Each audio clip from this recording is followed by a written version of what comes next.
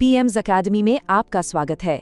आज हम एक ऐसे सफर पर चलेंगे जो हमें भारत के उस सुनहरे दौर में ले जाएगा जब हमारे देश ने दुनिया को नालंदा और तक्षशिला जैसे ज्ञान के केंद्र दिए। ये सिर्फ बीता हुआ कल नहीं है, बल्कि ये वो बुनियाद है जिस पर आपकी परीक्षा में आज भी बहुत सारे सवाल बनते हैं। तो चलिए शुरू करते हैं।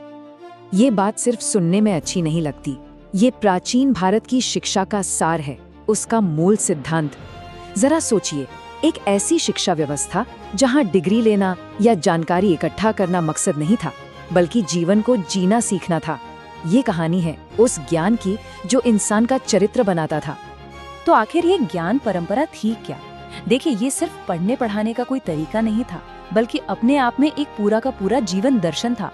और इसे समझने के लिए हमें सबसे पहले ये जानना होगा कि उस समय ज्ञान का असली मतलब क्या था। आज हम ज्ञान का मतलब समझते हैं इंफॉर्मेशन या फैक्ट्स, लेकिन प्राचीन भारत में ऐसा नहीं था। वहाँ ज्ञान का असली लक्ष्य था चरित्र का निर्माण करना, व्यक्तित्व का एक समग्र विकास। शिक्षा, आप कह सकते हैं, एक ऐसी यात्रा थी जो इंसान को अंदर से मजबूत बनाती थी और समाज के लिए उपयोगी बनाती थी। ज्ञान को कितना ऊंचा दर्जा दिया गया था, इसका अंदाजा आप परमार राजाओं के एक दरबारी विद्वान अमित गति के इस एक वाक्य से लगा सकते हैं। उन्होंने अपने ग्रंथ सुभाषित रत्न संदोह में लिखा, ज्ञान मनुष्य का तीसरा नेत्र है। मतलब ज्ञान वो अंदर की आँख है जो हमें वो सब दिखाती है जो हमारी ये दो बाहरी आंखें नहीं देख सकती, जो हमें सही और गलत में फर्क करना सिखाती है। तो सवाल ये उठता है कि इतना गहरा ज्ञान दिया कैसे जाता था? इसका जरिया थी हमारी गुरुकुल प्रणाली। लेकिन एक बात साफ समझ लीजिए, गुरुकुल आज के स्कूल या कॉलेज जैसा बिल्कुल नहीं था। ये तो अपने आप में एक पूरी जीवन शैली थी। पुराने ग्रंथों में गुरुकुल के लिए एक और बड़ा ही सुंदर शब्द मिलता है, आचार्य कुल। इसका मतलब है आचार्य का परिवार। विद्यार्थी गुरु के घर पर ही उनके परिवार का एक हिस्सा बनकर रहते थे और सीखते थे।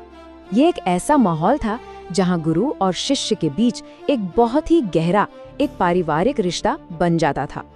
एक विद्यार्थी की ये पूरी यात्रा 3 बहुत ही महत्वपूर्ण संस्कारों से होकर गुजरती थी। सबसे पहले उपनयन संस्कार, जिससे वो ज्ञान के जीवन में प्रवेश करता था। फिर कई सालों तक वो गुरु के आश्रम में रहकर शिक्षा ग्रहण करता था। और सबसे आखिर में समावर्तन संस्कार के बाद वो समाज में लौटकर एक जिम्मेदार गृहस्थ जीवन की शुरुआत करता था।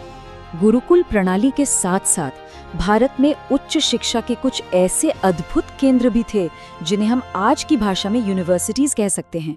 और ये सिर्फ भारत के लिए नहीं, बल्कि पूरी दुनिया के लिए ज्ञान के प्रकाश स्तंभ थे।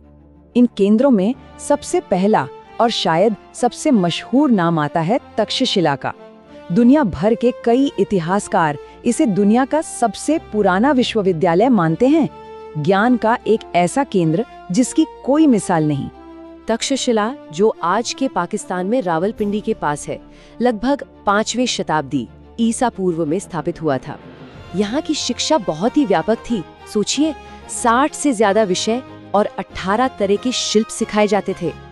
लेकिन इसकी जो सबसे बड़ी पहचान थी वो थी आयुर्वेद और युद्ध विद्या, खासकर धनुर्विद्या में इसकी महारत। किसी भी संस्थान की महानता का अंदाजा उसके छात्रों से लगता है। और तक्षशिला के छात्र, जरा नाम सुनिए, व्याकरण के जनक पाणिनि, महान रणनीतिकार चाणक्य, सम्राट बिंबिसार के राजवैद्य जीवक और आयुर्वेद के पितामह चरक, ये सब के सब इसी महान संस्थान की देन थे। अच्छा, अब तक्षशिला से चलते हैं भारत के पूर्वी हिस्से की तरफ, जहां था नालंदा। इसे एक खास उपाधि दी गई थी, महायान बौद्ध धर्म का ऑक्सफोर्ड। और ये उपाधि ही इसकी पूरी दुनिया में जो प्रतिष्ठा थी उसे बताने के लिए काफी है। और जो बात नालंदा को सच में असाधारण बना देती है वो थी इसकी लाइब्रेरी धर्मगंज। इसमें 3 बड़ी बड़ी इमारतें थीं, जिनमें से एक का नाम था रत्नोधि और वो 9 मंजिला ऊंची थी। जरा कल्पना करके देखिए, उस जमाने में एक 9 मंजिला इमारत जिसमें लाखों दुर्लभ ग्रंथ और पांडुलिपियां रखी होंगी। कितना ज्ञान रहा होगा वहाँ। इन दोनों महान विश्वविद्यालयों में एडमिशन का तरीका भी एकदम अलग था।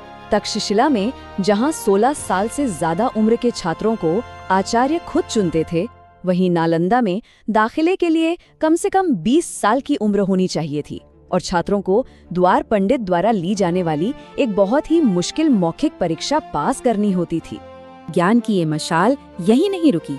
8वीं शताब्दी में पाल वंश के राजा धर्मपाल ने एक और महान केंद्र की नींव रखी, विक्रमशिला। ये विश्वविद्यालय खास तौर पर बौद्ध धर्म की वज्रयान शाखा के अध्ययन का सबसे बड़ा केंद्र बना। और विक्रमशिला की एक बहुत ही दिलचस्प परंपरा थी। ये शायद एकमात्र ऐसा प्राचीन विश्वविद्यालय था जहां पढ़ाई पूरी होने पर एक प्रॉपर दीक्षांत समारोह यानी कॉन्वोकेशन होता था। और तो और इसमें पाल वंश के राजा खुद आते थे और ग्रेजुएट्स को पंडित की उपाधि से सम्मानित करते थे, बिल्कुल आज की तरह। इन विश्वविद्यालयों का असर सिर्फ भारत तक ही सीमित नहीं था, बल्कि इनकी रोशनी पूरी दुनिया में फैल रही थी। ये ज्ञान के वो सूरज थे जिन्होंने दुनिया भर के छात्रों और विद्वानों को अपनी ओर खींचा। चीन, मंगोलिया, तिब्बत, कोरिया, मध्य एशिया, पता नहीं कहां-कहां से, दुनिया के कोने-कोने से ज्ञान के प्यासे लोग यहाँ पढ़ने आते थे। उस दौर में भारत सचमुच में दुनिया का नॉलेज हब था। तो ये जो पूरी महान विरासत है, ये सिर्फ गर्व करने की बात नहीं है, ये आपके सिलेबस का एक बहुत ही जरूरी हिस्सा है। तो चलिए अब मुद्दे पर आते हैं और देखते हैं कि इस जानकारी को परीक्षा में सफलता के लिए कैसे इस्तेमाल करना है और यहाँ से सवाल बनते कैसे हैं।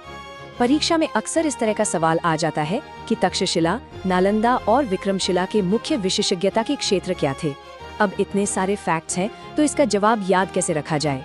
इन तीनों को याद रखने के लिए एक बहुत आसान सा मेमोरी मॉडल है, TNV। टी से तक्षशिला, जो आयुर्वेद और युद्ध विद्या जैसे धर्मनिरपेक्ष यानी सेक्युलर विषयों पर फोकस था। N से नालंदा, जो महायान बौद्ध धर्म का सबसे बड़ा केंद्र था। और V से विक्रमशिला, जो वज्रयान बौद्ध धर्म का प्रमुख केंद्र था। ये टेबल इनके बीच के फर्क को बिल्कुल साफ साफ दिखाता है। तो देखिए, बात एकदम साफ है।